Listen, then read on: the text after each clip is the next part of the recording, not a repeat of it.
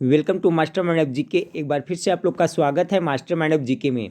Friends, आज हम लोग फुल प्रैक्टिस सेट देखेंगे जिसमें आपका बिहार पुलिस का जो सिलेबस है उसी के अनुसार से प्रश्न आपको देखने को मिलेंगे। हिंदी से 10 प्रश्न होंगे फ्रेंड्स, 10 प्रश्न अंग्रेजी से होंगे, 10 प्रश्न मैथ से होंगे और बाकी फ्रेंड्स 70 प्रश्न है जो आपका जीके जीएस से होंगे। ठीक है फ्रेंड्स, तो देखिए आपके पास समय बहुत कम बचा हुआ है फ्रेंड्स। आप ज़्यादा से ज़्यादा प्रैक्टिस सेट करके जाएँ, ज़्यादा से ज़्यादा पढ़ के जाएँ फ्रेंड्स, तो भी एग्जाम में आप अच्छा कर सकते हैं। ठीक है, तो रिक्वेस्ट करूंगा फ्रेंड्स कि चैनल को अभी तक सब्सक्राइब नहीं किए तो चैनल को सब्सक्राइब कर बेल आइकन को जरूर दबा दीजिएगा। देखिए फ्रेंड्स, मैं 8:30 बजे प्रत्येक दिन लाइव क्लास आ रहा था फ्रेंड्स, लेकिन आज है जो घर के बगल में प्रोग्राम, इसलिए शोरगुल बहुत ज़्यादा हो रहा है, डेकोरेशन है, इसलिए आज लाइव नहीं लूँगा फ्रेंड्स। ठीक है, उसके बदले में मैं आपको ये वीडियो प्रोवाइड करा रहा हूँ 100 प्रश्नों का फुल प्रैक्टिस सेट। ठीक है फ्रेंड्स, तो पुनः रिक्वेस्ट करूँगा फ्रेंड्स कि चैनल को जो सब्सक्राइब नहीं किए हैं चैनल को सब्सक्राइब कर बेल आइकन को दबा दीजिएगा, तभी आपको महत्वपूर्ण वीडियो का नोटिफिकेशन मिलता रहेगा। आप लोग गेस करते चलिएगा। तो पहले हिंदी सेक्शन से प्रश्न को देख लेते हैं। आज का पहला सवाल आपका है कि सच्चिदानंद का विच्छेद क्या होगा। सच्चिदानंद का सही संधि विच्छेद क्या होगा। ऑप्शन नंबर 1 का जो राइट आंसर होगा फ्रेंड्स, ऑप्शन नंबर ए हो जाएगा। ठीक है, यानी सत जोड़ चित जोड़ आनंद। सच्चिदानंद का सही संधि विच्छेद क्या होगा, तो सत जोड़ चित जोड़ आनंद। सवाल नंबर 2 को देखें सॉरी, सवाल नंबर 2 आपके सामने है फ्रेंड्स कि हिंदी भाषा में सतत और व्यापक मूल्यांकन करते समय आप किस बात पर विशेष ध्यान देंगे। ठीक है, कह रहा है आपका कि हिंदी भाषा में सतत और व्यापक मूल्यांकन करते समय आप किस बात पर विशेष ध्यान देंगे। तो सवाल नंबर 2 का राइट है शुद्ध वर्तनी पर विशेष ध्यान दिया जाता है। ठीक है फ्रेंड्स, ऑप्शन नंबर 20 का राइट आंसर होगा। सवाल नंबर 3 को देखें, शुद्ध वर्तनी क्या है, यानी इच्छा किस तरह से लिखा जाता है। तो इच्छा आपका सिंपल है फ्रेंड्स, 3 का राइट आंसर ऑप्शन नंबर ए होगा। ऐसा लिखा जाता है इस तरह से इच्छा, 3 का ए हो जाएगा। सवाल नंबर 4 को देखें, निश्चयवाचक सर्वनाम है। बहुत अच्छा सवाल है फ्रेंड्स। देखिए निश्चयवाचक, तो निश्चयवाचक कौन है, देखिए पढ़ के देखिए आपको खुद ब खुद पता चल जाएगा। कोई निश्चय है नहीं, क्या है नहीं, कहाँ है नहीं, यह। जी हाँ, यह है जो निश्चित करता है। जैसे कहता है यह मेरा बुक है, यानी निश्चित रूप से है। ठीक है, यानी यह हो गया जो आपका निश्चयवाचक सर्वनाम है। ऑप्शन नंबर 4 का डी राइट आंसर होगा। सवाल नंबर 5 को देखें, मानव शब्द के लिए उपयुक्त भाववाचक संज्ञा क्या चयन कीजिए, यानी मानव से भाववाचक संज्ञा क्या बनेगा। तो मानव से मानवता बनेगा, सिंपल है। 5 का right answer option number B हो जाएगा। अगला सवाल है आपका, मयंक सुंदर है वह हंसमुख भी है, इस वाक्य का सरल वाक्य में रूपांतर क्या होगा। ठीक है, सरल वाक्य में करिएगा तो क्या होगा, सवाल नंबर 6 का। तो 6 का जो हो जाएगा आपका right answer option number C हो जाएगा। मयंक सुंदर और हंसमुख है, मयंक सुंदर और हंसमुख है। चलिए सवाल नंबर 8 को देखते हैं। 8 का माहवार। माहवार किसका पर्यायवाची शब्द है, तो माहवार होता है यानी प्रति महीना। ठीक है, यानी प्रति माह। सवाल नंबर 7 का जो राइट आंसर होगा फ्रेंड्स, ऑप्शन नंबर सी हो जाएगा। माहवार किसका पर्यायवाची शब्द है, तो प्रति माह का। चलिए सवाल नंबर 8 को देखते हैं, राग का विलोम क्या होगा। 8 नंबर सवाल, राग का क्या हो जाएगा, विराग हो जाएगा। चलिए सवाल नंबर 9 को देखें। 9 नंबर है, विलास में निम्नगण समाज। ठीक है, विलास में निमग्न समाज, यानी विलास में निमग्न समाज उपरोक्त अर्थ निम्नलिखित में से किस एक मुहावरे का है। ठीक है, तो इंद्र का अखाड़ा। ठीक है फ्रेंड्स, इंद्र का अखाड़ा का मतलब होता है विलास में निमग्न समाज। ठीक है, इंद्र का अखाड़ा, ऑप्शन नंबर डी बिल्कुल राइट आंसर होगा, याद कर लीजिएगा। विलास में निमग्न समाज उपरोक्त अर्थ निम्नलिखित में से किस एक मुहावरे का है, तो आपका इंद्र का अखाड़ा, ऑप्शन नंबर डी इसका राइट आंसर होगा 9 का।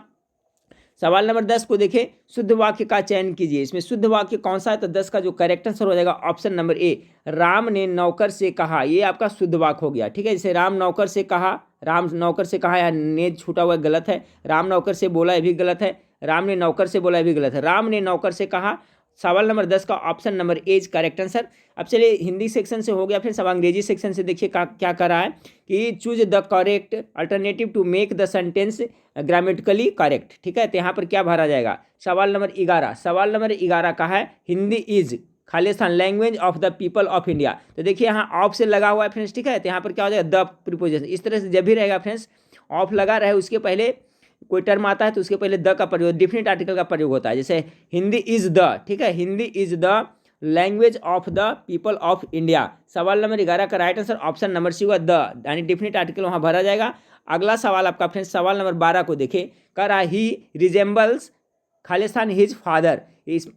रिजेंबल्स मतलब होता है क्या फ्रेंड्स, कि जैसे लगते हो, यानी उसकी उसी तरह के लगते हो। तो करा हिज रिजेंबल्स हिज फादर, तो यहाँ पर क्या भराएगा, तो सवाल नंबर जो 12 है फ्रेंड्स, इसका जो राइट आंसर होगा ऑप्शन नंबर क्या हो जाएगा, सवाल नंबर 12 का राइट आंसर होगा फ्रेंड्स आपका नो रिक्वायर्ड हो जाएगा, ठीक है। ही रिजेंबल्स हिज फादर, यानी वो अपने पिता के जैसा दिखता है। यहाँ पर कुछ भरा नहीं जाएगा, यहाँ पर कुछ रिक्वायरमेंट नहीं है, यानी ही रिजेंबल्स हिज फादर, अपने पिता के जैसा है।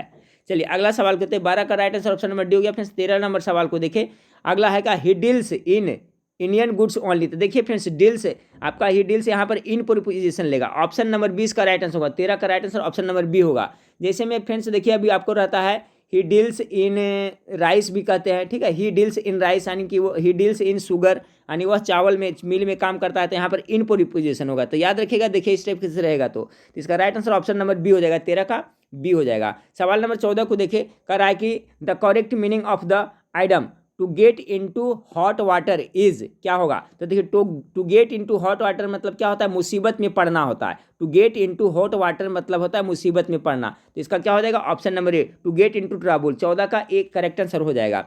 अब देखिए 15 नंबर सवाल में क्या है फ्रेंड्स आपका, 15 नंबर सवाल में आपका है कि fill in the correct verb to make the sentence meaningful complete. यहाँ पर क्या भरा जाएगा, सवाल नंबर 15। तो कह रहा है फ्रेंड्स यहाँ पर ही खाली स्थान, ही यहाँ ऑप्शन नंबर बी करेक्ट होगा। He became slave of low desires, यानी कि वह कम इच्छा का गुलाम बन गया है। इसका हिंदी यही होता है फ्रेंड्स, ही बिकेम यानी बन गया है। He became the slave of low desires, यानी कि वह लो इच्छा कम इच्छा के गुलाम बन गया है। तो ऑप्शन नंबर बी बिकेम यहाँ भरा जाएगा। सवाल नंबर 16 को देखे, every day of the last week my aunt broke a plate, ठीक है। अंट है यहाँ फ्रेंड्स ब्रोक, यानी कि every day of the last week का रेफरेंस। तो देखिए लास्ट कराने के आपका पास्ट इंडेफिनिट का बोध हो रहा है। तो यहाँ पर क्या होगा, B2 हो जाएगा, ब्रेक ब्रोक हो जाएगा, V2 यहाँ भरा जाएगा, ब्रोक हो जाएगा, ठीक है, अ प्लेट। तो ऑप्शन नंबर 16 का बी करेक्ट आंसर हो जाएगा। चलिए सवाल नंबर 17 को देखते हैं। सवाल नंबर 17 है, डिड यू थिंक यू खाली स्थान मी समवेयर बिफोर। यहाँ पर क्या भरा जाएगा फिर, सवाल नंबर 17 का यहाँ पर हैड बीन हो जाएगा। Did you think you had been me somewhere before. सवाल नंबर 18 को देखें, कर रहा है फ्रेंड्स आपका the correct synonym of admire. Admire मतलब क्या होता है फ्रेंड्स, तो एडमायर मतलब आपका होता है प्रशंसा करना होता है, ठीक है। एडमायर मतलब प्रशंसा करना है। तो इसका राइट आंसर क्या हो जाएगा, ऑप्शन नंबर बी हो जाएगा, प्रेज हो जाएगा। क्योंकि फ्रेंड्स आपका यहाँ क्रिटिसाइज मतलब क्या होता है, आलोचना करना होता है, ठीक है। एक्सेप्ट इसका भी अलग हो गया। कंडेम मतलब निंदा करता होता है, ठीक है। कंडेम मतलब क्या होता है, निंदा करना होता है। क्रिटिसाइज मतलब भी होता है आपका आलोचना करना होता है। तो कह रहा है एडमायर, तो एडमायर मतलब क्या याद रखिएगा, क्या होता है, प्रशंसा करना। तो प्रशंसा करना यानी प्रेज मतलब क्या होता है, प्रशंसा करना होता है। तो ऑप्शन नंबर 20 का सिनोनिम हो जाएगा। अब देखिए फ्रेंड्स सवाल नंबर 19 क्या कर रहा है, choose the adjective from the given words, ठीक है। इसका एडजेक्टिव इसमें से कौन से, तो ग्लूमी, ठीक है फ्रेंड्स। ग्लूमी मतलब क्या होता है, उदास होता है। ग्लूमी मतलब क्या होता है, उदास होता है। तो सवाल नंबर 20 का राइट आंसर ऑप्शन नंबर ए हुआ, ग्लूमी है जो एडजेक्टिव है। 20 नंबर सवाल में आपका कह रहा है फ्रेंड्स की find out the part which has an error in the following sentence in the if there is no error your answer is D. यानी एक सेंटेंस दिया हुआ है, इसमें आपको छांटना कि कहाँ पे गलती है। तो देख ले, a team of doctors are giving medical aid, देखिए इसी में गलती है। और टीम है, ए टीम है, टीम हमेशा सिंगुलर वर्ब लेता है। देखिए टीम है जो फ्रेंड्स आपका समूह का बोध करता है, लेकिन एब्स्ट्रैक्ट नाउन समूहवाचक संज्ञा है टीम, ठीक है। ये हमेशा सिंगुलर वर्ब लेता है। तो टीम ऑफ डॉक्टर्स यहाँ पर आर नहीं होगा, ठीक है, यहाँ पर इज होगा। और टीम्स ऑफ डॉक्टर्स इज होना चाहिए, ठीक है। तो ऑप्शन नंबर बी में ही आपका मिस्टेक है। यानी सवाल नंबर 20 का जो राइट आंसर हो जाएगा फ्रेंड्स ऑप्शन नंबर बी हो जाएगा, यानी कि इसमें आपका फॉल्ट है। अब देखिए गणित का फ्रेंड्स, तो गणित का सॉल्यूशन तो आपको अलग से प्रोवाइड कराया जा रहा है फ्रेंड्स, ठीक है। तो गणित का सॉल्यूशन आपको कल से फिर आपको प्रोवाइड कराया जाएगा। तो चलिए हम लोग देख लेते हैं अब सामान्य अध्ययन का प्रश्न को फ्रेंड्स। चलिए हाँ फ्रेंड्स, तो सवाल नंबर 36 देखें। सवाल नंबर 36 आपका है कि आरंभिक वैदिक साहित्य में सर्वाधिक वर्णित नदी कौन है। तो आप लोग गेस करते चलिएगा। तो आरंभिक वैदिक साहित्य में सर्वाधिक वर्णित नदी आपका सिंधु है। ऑप्शन नंबर ए 36 का करेक्ट आंसर होगा। सवाल नंबर 37 को देखें, बुद्ध ने सर्वाधिक उपदेश कहाँ दिए। तो बुद्ध भगवान ने सबसे ज्यादा उपदेश आपका श्रावस्ती में दिए थे। ऑप्शन नंबर 20 का करेक्ट आंसर हो जाएगा। सवाल नंबर 38 को देखें। सवाल नंबर 38 है, दिल्ली के सुल्तान बलबन का पूरा नाम क्या था। तो बलबन का पूरा नाम क्या था, गयासुद्दीन बलबन। यानी 38 का जो करेक्ट आंसर हो जाएगा ऑप्शन नंबर सी हो जाएगा, गयासुद्दीन बलबन। बलबन का पूरा नाम क्या था, तो गयासुद्दीन बलबन नाम था। सवाल नंबर 39 को देखें।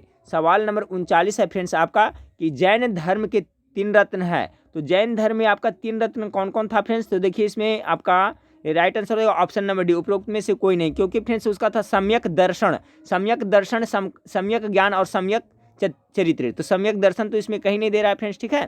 तो जैन धर्म के त्रिरत्न कौन कौन थे याद रखिएगा, पहला था सम्यक दर्शन, दूसरा सम्यक ज्ञान और तीसरा सम्यक चरित्र, ठीक है। तो 39 नंबर सवाल का right answer option number D हो जाएगा। दर्शन इसमें कहीं नहीं दिया हुआ है फ्रेंड्स, इसलिए बोल रहे हैं, ठीक है। दो तो दिया हुआ आपका, सम्यक श्रद्धा दे दिया है, तो सम्यक ज्ञान होता है, एक सम्यक चरित्र होता है और क्या होता है, सम्यक दर्शन होता है। तो इसलिए ऑप्शन नंबर डी हो जाएगा राइट आंसर। सवाल नंबर 40 को देखें, कह रहा है सोने के सर्वाधिक सिक्के किस काल में जारी किए गए थे। सोने के सर्वाधिक सिक्के किस काल में जारी किए गए थे, तो 40 का राइट आंसर होगा फ्रेंड्स गुप्त काल में। गुप्त काल में सोने का सर्वाधिक सिक्के जारी किए थे। लेकिन अगर आपसे पूछा जाए फ्रेंड्स आपका शुद्ध सोने के सिक्के किसके शासन काल में जारी हुआ था, तो इसका हो जाएगा कुषाण वंश का, ये भी याद रखिएगा, ठीक है। कुषाण काल में शुद्ध सोने के सिक्के कनिष्क ने जारी किए थे ज़्यादा, ठीक है फ्रेंड्स। तो ये भी सवाल पूछा जाता है, तो याद रखिएगा सर्वाधिक सिक्के रहेगा तो गुप्त काल हो जाएगा, लेकिन शुद्ध सोने का सिक्के रहेगा फ्रेंड्स तो आपको कुषाण वंश मारिएगा।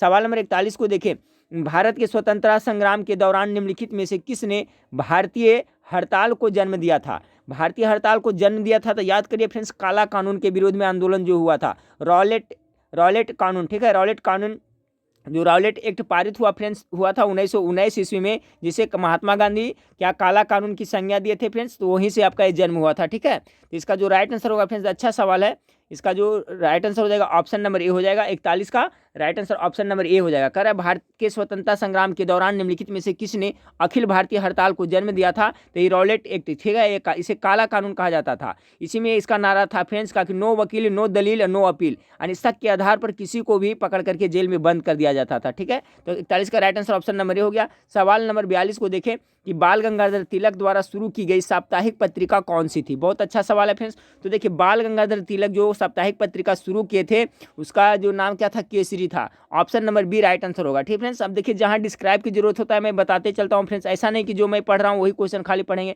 जो साइड से बताता हूं वो भी बहुत इंपॉर्टेंट होता है, वो भी याद रखिएगा।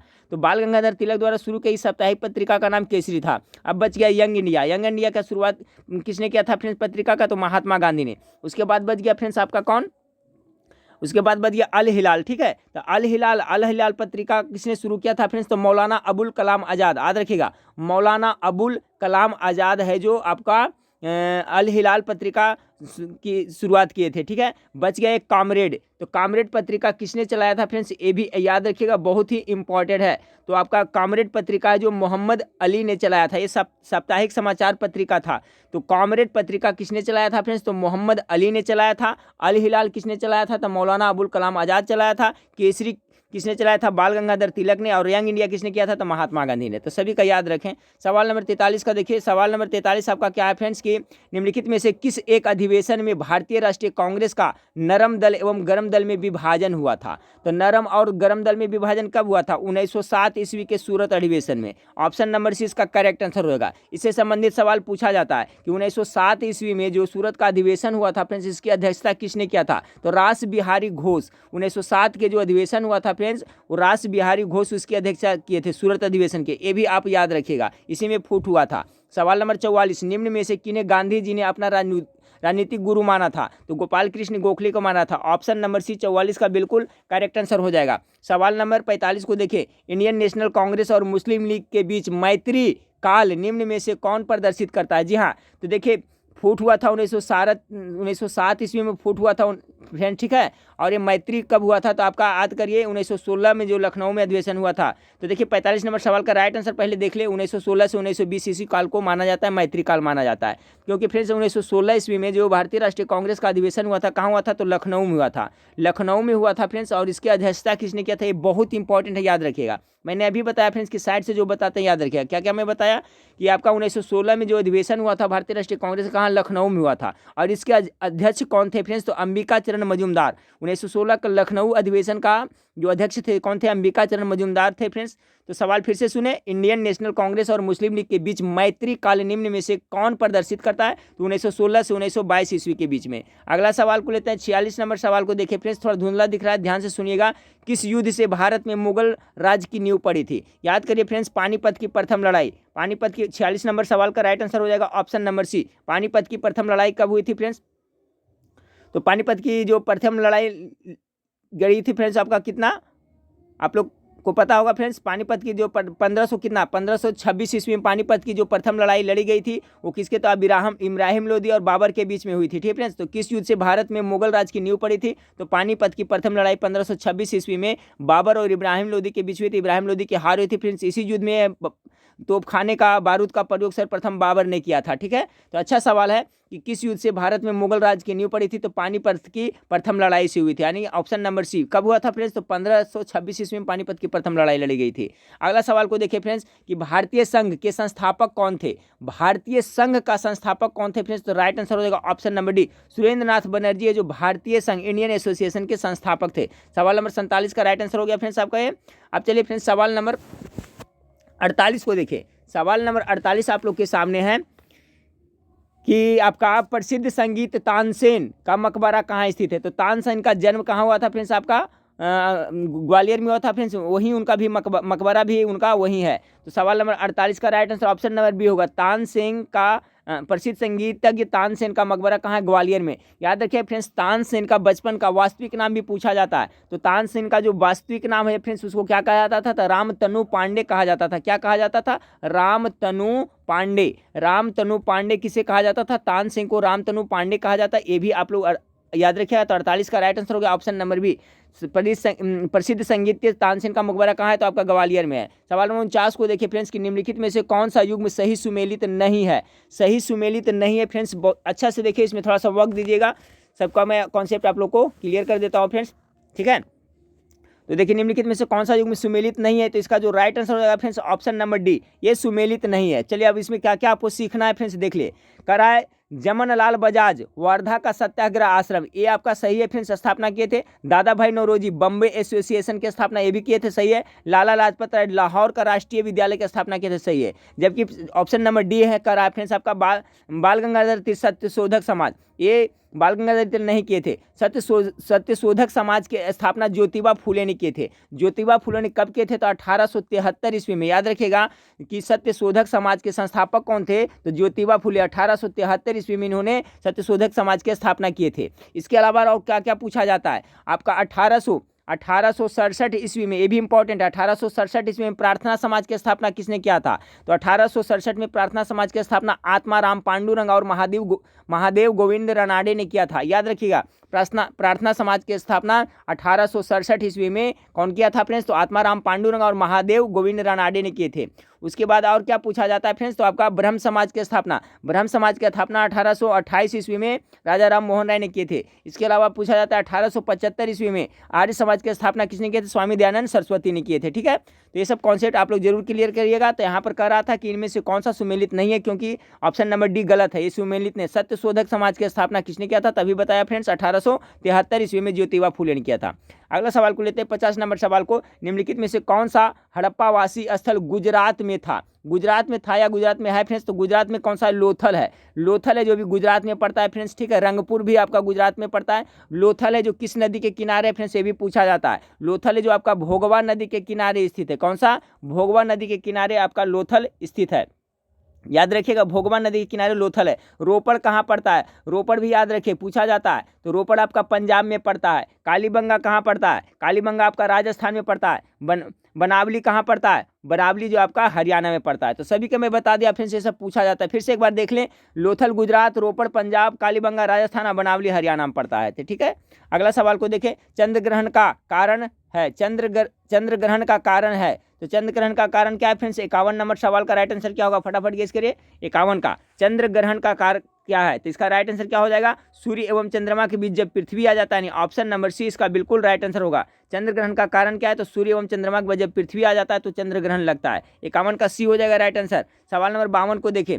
सवाल नंबर 52 आपका फ्रेंड्स की विश्व का चीनी का भंडार या चीनी का प्याला किसे कहा जाता है। चीनी का प्याला आपका क्यूबा को कहा जाता है। ऑप्शन नंबर डी इसका राइट आंसर होगा। सवाल नंबर 53 को देखें। घाट प्रभा निम्नलिखित नदियों में से किस एक सहायक नदी है। तो देखिए घाट प्रभा गेस करें। सवाल नंबर 53 का राइट आंसर क्या होगा, घाट प्रभा है जो किसका सहायक नदी है। तो सवाल नंबर 53 का जो राइट आंसर होगा ऑप्शन नंबर डी कृष्णा का होगा। ठीक है फ्रेंड्स, कृष्णा नदी का ही सहायक नदी घाट प्रभा है। ठीक है। और घाट प्रवाह फ्रेंड्स ये कहाँ, तो आपका कृष्णा नदी कर्नाटक में बहती है, तो कर्नाटक में जो कृष्णा नदी बहती है उसी का जो सहायक नदी घाट प्रवाह है। और इस पे पूछा जाता है टॉप मोस्ट VVI, इससे भी ज़्यादा इंपॉर्टेंट है फ्रेंड्स, हिडकल परियोजना, याद रखिएगा हिडकल परियोजना है जो किस नदी पे है, तो हिडकल परियोजना आपका घाट प्रवाह नदी पे ही है, तो ये भी याद रखिएगा, ठीक है फ्रेंड्स। और किसका सहायक नदी है घाट प्रवाह, तो कृष्णा नदी का। और हिडकल वाला जरूर याद रखिएगा फ्रेंड्स, हो सकता है क्वेश्चन पूछ दिया जाए। हिडकल परियोजना आपका किस पे है, तो आपका घाट प्रवाह नदी पे।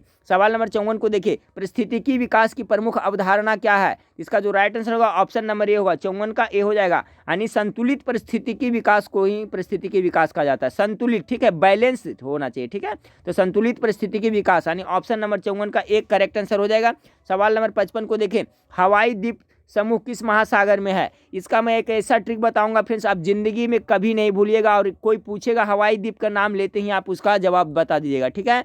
देखिए हवाई द्वीप समूह किस महासागर में, तो मैं भी कंफ्यूज होता था फ्रेंड्स, लेकिन मुझे अब कोई बोलता है हवाई द्वीप, फटाक से आंसर बताता हूँ। अब देखिए हवा का द्वीप बनाना है, ठीक है, द्वीप किसका बनाना है, आपका हवा का द्वीप बनाना है, तो परेशानी आएगी ना, जब हवा का द्वीप आप बनाइएगा तो बहुत परेशानी, द्वीप बनेगा ही नहीं बनेगा। अब देखिए आपका हवाई द्वीप कहाँ हो जाएगा, तो प से प्रशांत महासागर और प से परेशानी, परेशानी पकड़ के रखिएगा। अब देखिए मेरे ख्याल से आपको याद हो गया, अगर कोई भी पूछता है हवाई द्वीप कहाँ है, दिमाग कहाँ जाएगा फ्रेंड्स कि हवाई द्वीप यानी हवा का द्वीप कोई हमको बनाने के लिए बोल रहा है, तो हवा का द्वीप बनाने में तो परेशानी होगी ना, प्रशांत, उत्तरी प्रशांत महासागर। मेरे ख्याल से फ्रेंड्स अब नहीं भूलिएगा, कभी नहीं भूलिएगा, आप आजमा करके देख लीजिएगा, कोई आप पूछेगा तो। और नहीं तो फ्रेंड्स वीडियो समाप्त होने के बाद कभी भी रिमाइंड करिएगा, खाना खाते समय, सोते समय कभी भी रिमाइंड करिएगा कि सर बताए थे परेशानी कौन सा द्वीप में होता था हवाई द्वीप बनाने में। अब देखिए आपका ये कभी नहीं भरिएगा, मरते दम तक नहीं भूलेगा फ्रेंड्स। तो हवाई द्वीप समूह किस महासागर में है, तो उत्तरी प्रशांत महासागर में है। अब ट्रिक क्या बताए थे फ्रेंड्स, आपको याद हो गया कि हवा द्वीप कोई बनाने बोल रहा है तो परेशानी होगा, प से प्रशांत महासागर, पर से परेशानी। ऑप्शन नंबर 20 का राइट आंसर होगा सवाल नंबर 55 का बी। अगला सवाल है आपका फ्रेंड्स, अगला सवाल आपका है कि विश्व प्रसिद्ध खारे जल की झील सांभर झील किस राज्य में स्थित है, तो विश्व प्रसिद्ध खारे जल की झील सांभर झील कहाँ है, तो राजस्थान में पड़ता है। 56 का right answer option number B हो जाएगा। चलिए अगला सवाल को देखते हैं। अगला सवाल है आपका, आकार की दृष्टि से सौर मंडल में पृथ्वी का कौन सा स्थान है, इसका भी एक ऐसा ट्रिक बताऊंगा फ्रेंड्स, आप कभी नहीं भूलिएगा। आकार की दृष्टि से कईवां स्थान में पृथ्वी पड़ता है, प से पृथ्वी, या प से देखिए पांचवा आता है, प दोनों इसमें कॉमन है, ठीक है फ्रेंड्स। पृथ्वी और पांचवा में क्या कॉमन है, प कॉमन है। अब कभी भूलिएगा, कोई भी पूछ देगा कि आकार की दृष्टि से, मान लिया कि टोटल ग्रहों की संख्या कितना है, 8 है, पहले कितना था, 9 था, तो 8 ग्रह है, तो 8 ग्रह में पृथ्वी का कौन सा स्थान है, तो कॉमन क्या ढूंढ लेंगे फ्रेंड्स, प से पृथ्वी, प से पांचवा। कब देखिए तो आंख मुंद कर करके आप आंसर मार करके आइएगा। तो कुछ कुछ प्रश्न है ट्रिक से याद करना पड़ता है फ्रेंड्स, ठीक है। इसके बाद देखिए आपका फायरमैन हो गया फ्रेंड्स, रेलवे ग्रुप डी हो गया, फिर GD जो आने वाला है उसका भी मैं तैयारी कराऊंगा, और कुछ कुछ जीके आप उसको पर एक्स्ट्रा टाइम दे करके फ्रेंड्स ट्रिकली मैं तैयार करूंगा जिससे आपको याद है। लेकिन सभी जीके GST ट्रिकली नहीं याद होता फ्रेंड्स, जिसमें सटीक बैठता है वही याद करना चाहिए। तो अभी तो 2 बताया था फ्रेंड्स, हवाई द्वीप कहाँ है फ्रेंड्स, आपको याद हो गया होगा, हवाई द्वीप कहाँ पड़ता है, परेशानी होता है ना बनाने में, यानी प्रशांत महासागर में, बिल्कुल आपको याद आ गया होगा। उसी तरह से देखिए आप कोई पूछ देगा कि पृथ्वी कौन सा आकार की दृष्टि से कैवां स्थान पे है, तो प से पृथ्वी, प से पांचवां स्थान पर, ऑप्शन नंबर सी इसका राइट आंसर हो जाएगा। सवाल नंबर 58 को देखें, मकर संक्रांति को सूर्य की किरणें लंबवत पड़ती है, मकर संक्रांति को सूर्य की किरणें लंबवत कहाँ पड़ते हैं, सवाल नंबर 58, सवाल नंबर 58 का राइट आंसर हो जाएगा फ्रेंड्स ऑप्शन नंबर बी, मकर रेखा पर पड़ता है, ठीक है। 58 का right answer option number B होगा। 59 स्वेज नहर भूमध्य सागर को किससे जोड़ता है, 59 का राइट आंसर लाल सागर से जोड़ता है। अगला सवाल को लेते हैं 60 नंबर सवाल। 60 नंबर, भारत के उत्तर के मैदान में संबंधित निम्नलिखित में से कौन सा कथन असत्य है, कौन सा कथन है जो आपका असत्य है, तो देखिए सवाल नंबर 60 का, उत्तर मैदान में तो कह रहा है फ्रेंड्स आपका असत्य, उत्तर का विशाल मैदान गंगा ब्रह्मपुत्र और सतलज नदियों का मैदान, ये सही है फ्रेंड्स। यह नवनिर्मित मैदानी प्रदेश, ये भी सही है। इस मैदान की मिट्टी चरनोज्म प्रकार के है, यही गलत है, ठीक है फ्रेंड्स, चरनोज्म प्रकार की मिट्टी नहीं है। इस मैदान में मिट्टी का निक्षेपण 400 से 3000 मीटर की गहराई तक है, ठीक है फ्रेंड्स। तो ऑप्शन नंबर सी इसका जो है आपका क्या है, सही नहीं है। अब देखिए इसका बताता हूँ, चरनोज मतलब क्या होता है, ठीक है फ्रेंड्स, चरनोज मतलब अधिक उपजाऊ मिट्टी, यानी काली मिट्टी को चरनोज मिट्टी भी कहा जाता है, ठीक है। कहीं पर आप देखिए लिखा मिलेगा काली मिट्टी या चरनोज मिट्टी। तो भारत को उत्तर आपका जो उत्तर मैदान है, भारत के उत्तर मैदान में क्या काली मिट्टी पाई जाती है, नहीं, वहाँ तो आपको जलोढ़ मिट्टी पाई जाती है, तो इसलिए फ्रेंड्स इसका राइट आंसर होगा। तो आप याद रखिएगा फ्रेंड्स, चरनोज मतलब क्या होता है, चरनोज मिट्टी या काली मिट्टी होती है, और ये मिट्टी है जो बहुत ज़्यादा उपजाऊ होती है। तो सवाल नंबर 60 का ऑप्शन नंबर सी इसका राइट आंसर होगा। सवाल नंबर 61 को देखिए फ्रेंड्स, देखिए वीडियो बनाने में काफ़ी मेहनत लगती है फ्रेंड्स, इसलिए बार बार आप लोग से रिक्वेस्ट करते हैं कि चैनल को सब्सक्राइब जरूर कर लीजिएगा, वीडियो को लाइक जरूर करिएगा, दोस्तों में शेयर जरूर करिएगा, ठीक है फ्रेंड्स। क्योंकि फ्रेंड्स जितना मेहनत करते हैं फ्रेंड्स उस हिसाब से व्यूज़ नहीं आते हैं फ्रेंड्स, तो आप लोग शेयर जरूर करें।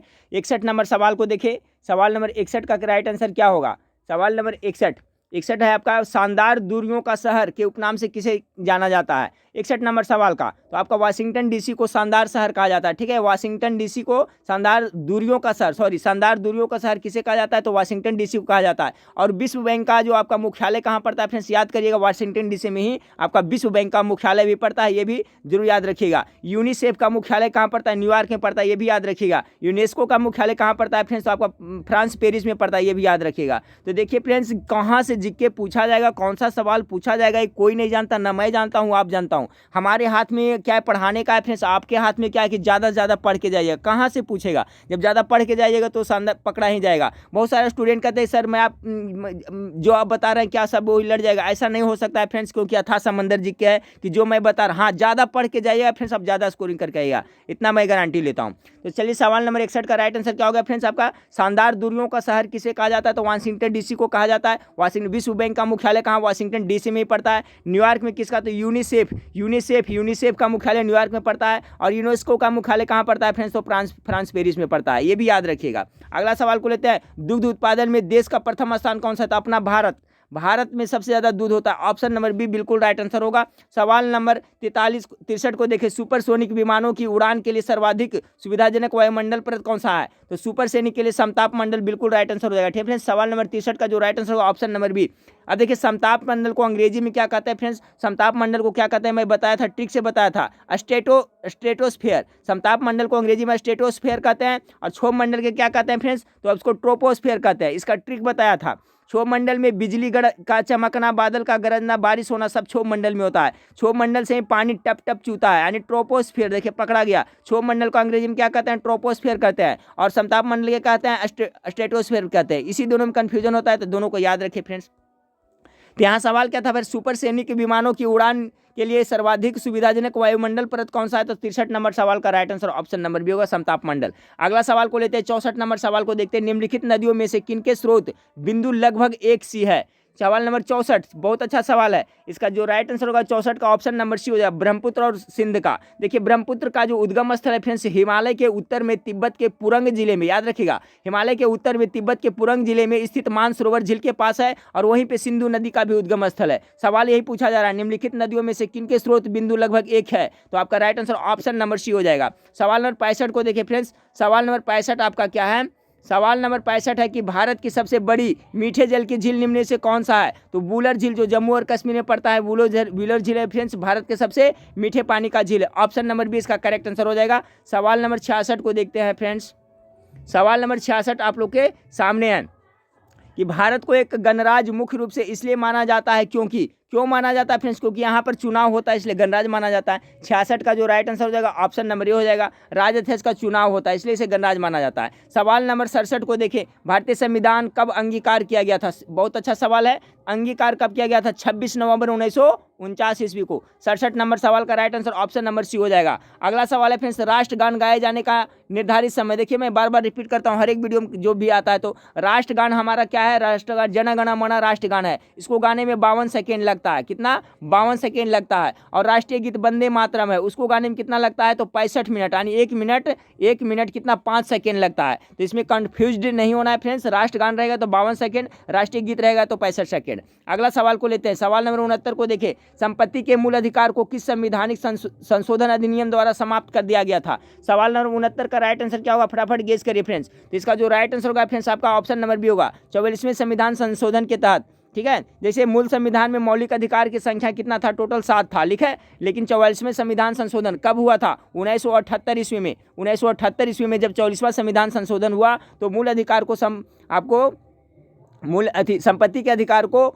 मौलिक अधिकार से हटा करके अनुच्छेद कितना, अनुच्छेद 300 के क, याद रखिए अनुच्छेद 300 के क में कानूनी अधिकार के रूप में रखा गया है। तो यहाँ सवाल पूछा गया आपका कि संपत्ति के मूल अधिकार को किस संवैधानिक संशोधन अधिनियम द्वारा समाप्त किया गया। तो सवाल option number B is correct answer. 44वें संविधान संशोधन कब हुआ ये भी याद रखिए 1978 में, क्योंकि पूछ दिया जाता है कि कब है जो संपत्ति का अधिकार को मूल अधिकार से हटा दिया गया, तो 1978 में। और ये आपका मूल अधिकार है फ्रेंड्स, मौलिक अधिकार जो है तो कहाँ के संविधान से लिया गया, तो अमेरिका के संविधान से लिया गया, ये भी आप लोग याद रखिएगा। देखिए मूल अधिकारों की संख्या भी कितना वर्तमान में 6 है और मौलिक कर्तव्यों की संख्या कितना 11 है। इसमें अगर किन्हीं का कन्फ्यूजन होता है 6-11 में कन्फ्यूज होते हैं तो उसका भी उपाय बताए थे। इसका क्या उपाय बताए थे फ्रेंड्स, मौलिक अधिकार 6 है और मूल कर्तव्य 11 है। क्यों हम कैसे हमको याद रहता है फ्रेंड्स, तो कर्तव्य किसी को भी ज़्यादा होना चाहिए, यानी मेरा भी कर्तव्य ज़्यादा है, आपका भी कर्तव्य ज़्यादा करना चाहिए। तो जो ज़्यादा संख्या है वो क्या है, कर्तव्य हो गया। अब देखिए कभी भूलिएगा नहीं भूलिएगा, जो ज़्यादा संख्या में यानी 11 है जो क्या होता है आपका मौलिक कर्तव्य हो गया,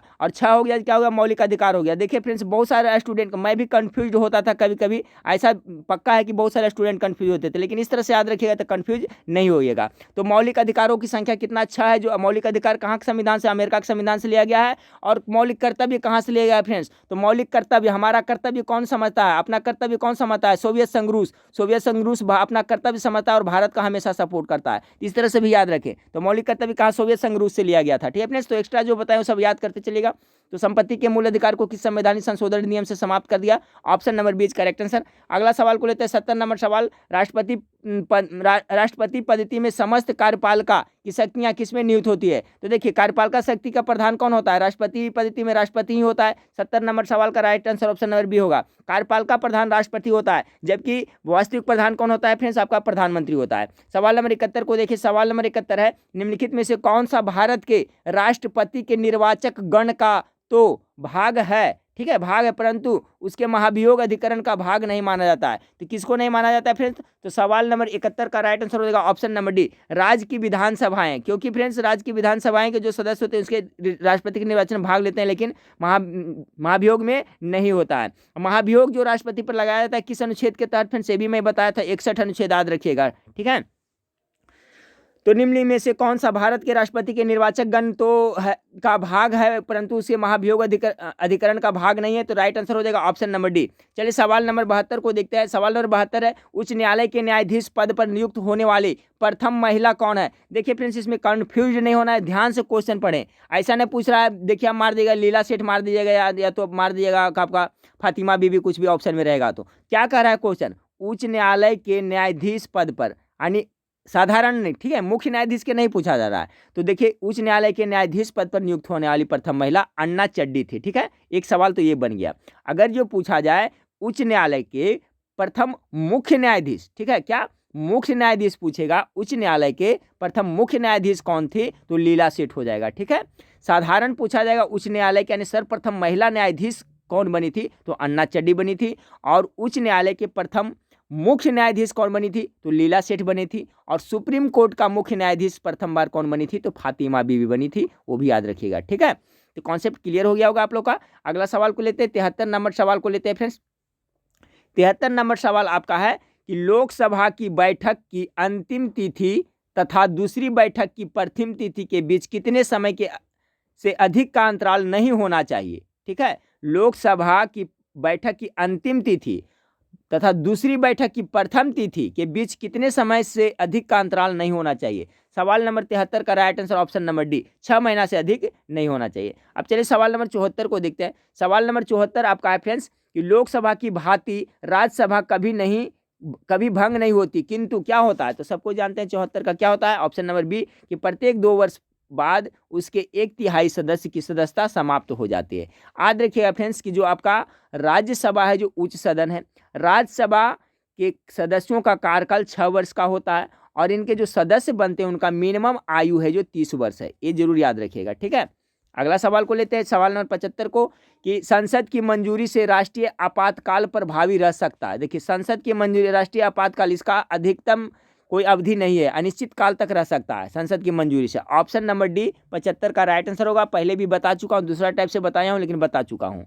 अगला सवाल को देखें कि निम्नलिखित में से किसको हटाने का अधिकार संसद को नहीं है, किसको संसद को हटा नहीं सकता, संसद किसको हटा नहीं सकता है, 76 का राइट आंसर होगा भारत का जो महान्यायवादी उसको संसद कुछ नहीं बिगाड़ सकता है, ठीक है। ऑप्शन नंबर डी इसका करेक्ट आंसर होगा, भारत का जो संसद है पार्लियामेंट वो भारत के महान्यायवादी को नहीं हटा सकता है। 76 का डी हो गया। सवाल नंबर 77 को देखिए, सवाल नंबर 77 आप लोग के सामने है फ्रेंड्स, सवाल नंबर 77 आप लोग के सामने है कि पंचायत समिति का मुख्य निष्पादक कौन होता है। तो देखिए जो प्रखंड विकास पदाधिकारी होते हैं, खंड विकास पदाधिकारी होते हैं, वही है जो इसका निष्पादक होते हैं। सवाल नंबर 77 का राइट आंसर ऑप्शन नंबर क्या हो जाएगा फ्रेंड्स, ऑप्शन नंबर आपका डी हो जाएगा। चलिए सवाल नंबर 78 को देखते हैं कि भारतीय संविधान का प्रस्तावना में समाजवादी तथा धर्मनिरपेक्ष शब्द जोड़े गए थे। सिंपल सा प्रश्न है फ्रेंड्स, कब जोड़े गए थे, 78 का राइट आंसर क्या हो जाएगा, फटाफट गेस करें। तो 42वें संविधान संशोधन के तहत ये जोड़े गए थे, ठीक है। ऑप्शन नंबर सी इसका बिल्कुल राइट आंसर होगा 78 का। सवाल नंबर आपको 79 को देखिए, फोर्थ स्टेट का या चतुर्थ स्तंभ किससे है, तो पत्रकारिता से संबंधित है, यानी मीडिया वर्ग से संबंधित है। ऑप्शन नंबर डी इसका राइट आंसर हो जाएगा फ्रेंड्स। 79 का क्या हो जाएगा, फोर्थ स्टेट या चतुर्थ स्तंभ क्या है, किससे संबंधित है, तो प्रेस से, पत्रकारिता से या मीडिया वर्ग से। Option number D correct answer होगा। सवाल नंबर 80 को देखिए फ्रेंड्स, इनमें से कौन सा कार्य ग्राम पंचायत का नहीं है, ग्राम पंचायत का कार्य नहीं है, तो गेस करिए। ऑप्शन ए में आपका क्या दिया है, ए में दिया आपका स्वच्छता, ये आपका है। दूसरा में कृषि और ग्रामीण उद्योग के विकास, ये भी है। गरीबों की राहत, ये नहीं है। सहकारिता है, आपका ऑप्शन नंबर सी राइट होगा, ठीक है फ्रेंड्स। आपका जो ग्राम कौन सा कार्य ग्राम पंचायत का नहीं है, तो गरीबों को राहत देना ये उनका नहीं है, बाकी ये सब है। सहकारिता हो गया, कृषि और ग्रामीण उद्योग विकास करना, सहकारिता हो गया, स्वच्छता, ये सब है। चलिए फ्रेंड्स सवाल नंबर 80 तक देख लिए। 80 तक था जो आपका क्या था, सामान्य अध्ययन से। अब 81 नंबर सवाल से देखते हैं फ्रेंड्स। 81 नंबर सवाल आपका साइंस से है, ठीक है। तो चलिए सवाल नंबर 81 से देख लेते हैं।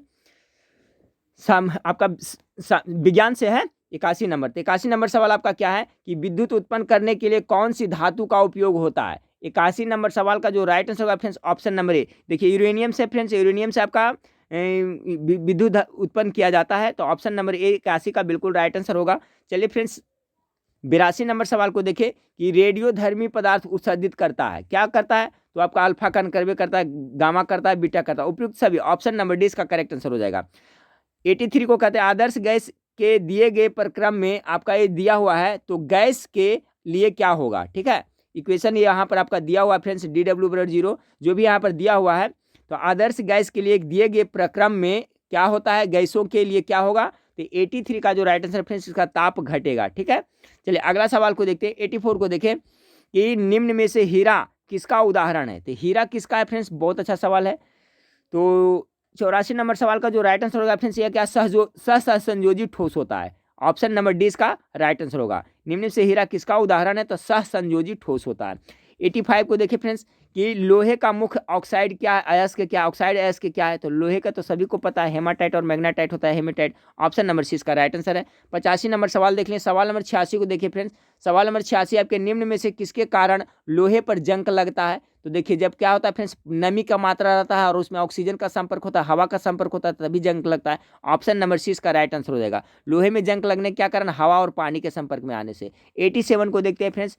86 का तो हो गया, सी हो गया फ्रेंड्स। 87 को देखते हैं। 87 क्या है आपका कि मानव में चेहरे में पाई जाने वाली अस्थियों की संख्या कितनी है, तो मानव के चेहरे में टोटल कितना पाया जाता है फ्रेंड्स, आपका 14 अस्थियां पाया जाता है। ऑप्शन नंबर ए इसका बिल्कुल राइट आंसर हो जाएगा फ्रेंड्स। अगला सवाल को लेते हैं कि छितरे हुए वृक्षों युक्त घास स्थल क्या कहलाता है, तो ये आपका क्या कहलाता है फ्रेंड्स, आपका सवाना कहलाता है। सवाना घास का मैदान आप लोग सुने होंगे, जो सवाना घास का मैदान है वो पूर्वी अफ्रीका में पड़ता है फ्रेंड्स, ठीक है। सबके घास का मैदान के भी मैं बता चुका हूँ, ट्रिक से बताया हूँ। डाउन्स कहाँ के घास के मैदान है फ्रेंड्स, तो ऑस्ट्रेलिया का है। क्या ट्रिक बताया कि ऑस्ट्रेलिया क्रिकेट में भी डाउन चल रहा है, इसलिए डाउन्स है जो कहाँ का है, तो आपका ऑस्ट्रेलिया का है। तो इस तरह से मैं याद करवाया था, आप लोग को याद होगा। और आपका अर्जेंटीना का कौन सा, पंपास था। तो चलिए छितरे हुए वृक्षों युक्त घास स्थल क्या कहलाता है, सवाना कहलाता है। सवाना घास का मैदान पूर्वी अफ्रीका में पाया जाता है। अगला सवाल को लेते हैं फिर, सोडियम धातु को इसमें सुरक्षित रखा जाता है, किसमें, किरोसिन में रखा जाता है ना। 89 का right answer option number B हो जाएगा। सवाल नंबर 90 को देखिए फिर। सवाल नंबर 90 आपका है, मिट्टी के तेल को लैंप में इस्तेमाल करते हैं क्योंकि यह क्या होता है, तो क्योंकि यह कम वाष्पशील होता है। 90 का राइट आंसर ऑप्शन नंबर ए हो जाएगा। चलिए सवाल नंबर 91 को देखें। सवाल नंबर 91 आपका है फ्रेंड्स कि परमाणु रिएक्टर में भारी जल किस रूप में प्रयुक्त होता है, तो मंदक के रूप में प्रयोग होता है। भारी जल को क्या कहते हैं फ्रेंड्स, D2O कहते हैं, ड्यूटेरियम ऑक्साइड। ये भी आप याद रखिएगा, भारी जल का सूत्र क्या होता है, तो D2O होता है यानी ड्यूटेरियम ऑक्साइड। तो परमाणु रिएक्टर में भारी जल अर्थात D2O का प्रयोग मंदक के रूप में किया जाता है। ऑप्शन नंबर 20 का राइट आंसर होगा 51 का। सवाल नंबर 92 को देखिए, रिंग रोग, ठीक है, रिंग रोग जिसको क्या कहते हैं फ्रेंड्स, रिंग रोग को विल्ट रोग भी कहा जाता है या सैथिल रोग भी कहा जाता है, जाना जाता है, तो सैथिल रोग के नाम से जाना जाता है, ठीक है। रिंग रोग या सैथिल रोग किसमें होता है, ये पोटैटो, आलू का रोग है, ये भी याद रखिएगा फ्रेंड्स। आपका जो रिंग रोग को क्या कहें, सैथिल रोग के नाम से जाना जाता है और इसको विल्ट रोग भी कहते हैं, ठीक है, विल्ट रोग भी कहा जाता है। और ये किसका है फ्रेंड्स, आपका तो आपका आलू का है, ठीक है। चलिए अगला सवाल को देखते हैं। लैक्टोमीटर एक प्रकार है, तो लैक्टोमीटर से दूध की शुद्धता मापी जाती है फ्रेंड्स, जिस तरह से आपका हाइड्रोमीटर से द्रव घनत्व मापी यानी द्रव की घनत्व मापी जाती है, तो इसी तरह से लैक्टोमीटर से आपका दूध लिक्विड है उसका शुद्धता मापा जाता है। तो देखिए एक सवाल किस तरह से पूछा जा सकता है, तो देखिए यहाँ पर है आपका क्या दिया फ्रेंड्स, प्रश्न कर रहा है कि लैक्टोमीटर एक प्रकार का है, एक प्रकार का क्या है, हाइड्रोमीटर ही है। हाइड्रोमीटर से क्या होता है, तो द्रव घनत्व द्रव का घनत्व मापा जाता है, और लैक्टोमीटर से क्या मापा जाता है, दूध मापा जाता है। तो देखा जाए तो लैक्टोमीटर एक प्रकार का क्या है, हाइड्रोमीटर ही है। ऑप्शन नंबर आपका ए हो जाएगा। हाइग्रो मतलब मीटर मतलब क्या होता है फ्रेंड्स, अल्टीमीटर में क्या होता है, सभी का कॉन्सेप्ट आप लोग क्लियर रखिएगा फ्रेंड्स, ये सब मैं पहले बहुत बता चुका हूँ। जैसे सापेक्षिक आर्द्रता किससे मापा जाता है, तो हाइग्रोमीटर से मापा जाता है, तो ये सब मैं बता चुका हूँ, सब आप लोग इसको कॉन्सेप्ट क्लियर रखिएगा, ठीक है फ्रेंड्स। देखिए इसलिए मैं बोलता हूँ फ्रेंड्स कि मान लिया कि आज मैं आपको बताता हूँ लैक्टोमीटर से दूध की शुद्धता मापी जाती है, ठीक है, और आपको पूछ दिया फ्रेंड्स आपको हाइग्रोमीटर से, तो जब तक पूरा कॉन्सेप्ट क्लियर नहीं रहेगा तब तक कैसे आप एग्जाम में अच्छा कर सकते हैं।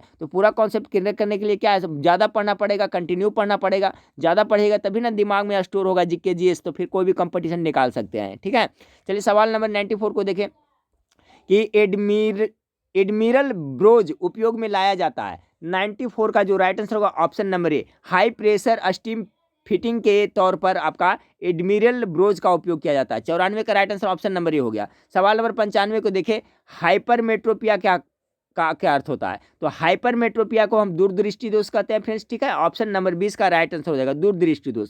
और दूरदृष्टि दोष को दूर करने के लिए कौन सा लेंस प्रयोग करते हैं, तो इसमें उत्तल और अवतल में आप लोगों को कन्फ्यूजन होता है, वो कन्फ्यूजन में मैं दूर कर देता हूँ। दूर में देखिए ऊ आ रहा है, ठीक है, दूर बोले तो क्या आ रहा है, ऊ आ रहा है, यानी कि दूर दृष्टि में आपका उत्तल लेंस हो गया। तब बच गया क्या, निकट दृष्टि दोष, तो निकट दृष्टि दोष में कौन सा हो जाएगा, अवतल लेंस हो जाएगा। तो इस तरह से कुछ ट्रिकली याद करें फ्रेंड्स अगर कन्फ्यूजन होता है तो। 96 को देखें, गर्भ निरोधक गोलियां, ठीक है, गर्भ निरोधक गोलियां में मुख्य रूप से होता है, क्या होता है, तो 96 का जो राइट आंसर होगा ऑप्शन नंबर सी हो जाएगा, एस्ट्रोजन होता है, ठीक है। गर्भ निरोधक गोलियां में क्या होता है, मुख्य रूप से एस्ट्रोजन होता है, ठीक है। और गर्भ निरोधक गोलियां का खोज किसने किया था, पिंकस, ठीक है, पिंकस ने गर्भ निरोधक गोलियां का खोज किया था, ये भी याद रखिएगा। 97 को देखिए फ्रेंड्स, लकवे का प्रमुख कारण क्या होता है, 97 का जो राइट आंसर होगा ऑप्शन नंबर सी, प्रेरक तंत्रिकाओं का पूर्ण विनाश हो जाने से लकवा हो जाता है। ऑप्शन नंबर सी इसका करेक्ट आंसर होगा। सवाल नंबर 98 को देखिए, पेट दर्द को महसूस करने का कारण क्या है, सवाल नंबर 98 का right answer option number D होगा, एंटी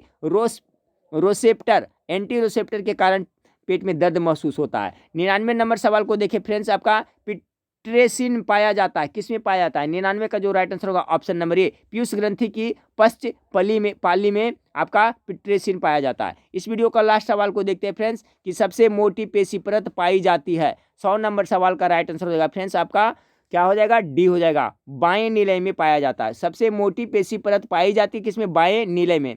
अब बायां नीलय दायां नीलय क्या है फ्रेंड्स आप लोग को पता होगा। मानव शरीर, देखिए मानव शरीर में हृदय होता है, हृदय के 4 ब्रांच होते हैं। हृदय में कितने कोष्ठक होते हैं पूछा जाता है, 4 कोष्ठक होते हैं।